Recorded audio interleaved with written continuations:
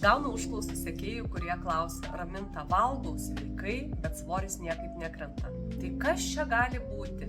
O iš tikrųjų priežasčių gali būti daugybė. Gali valgyti labai sveikai, bet valgyti per daug. Per daug tai reiškia surinkti per daug kalorijų.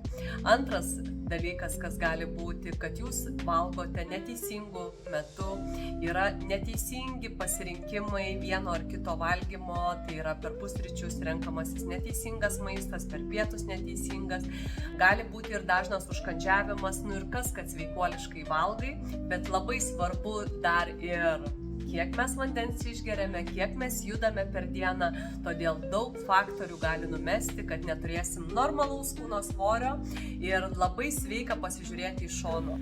Patiko mano patarimai, spausk like, dalinkis su draugais, rašyk komentare daugiau patarimų ir visa tai pasieks tave jau netrukus. Aš esu dietistė Raminta Bogušienė, kuri gali įvertinti tavo mitybą, atlikti anamnezę ir pasakyti, kuriuose vietose jums svoris nekrenta, galbūt turite tam tikrų sveikatos problemų ir kas tai yra sukėlėjas. Nors ir valgote labai sveikai, bet tų priežasčių gali būti N+K.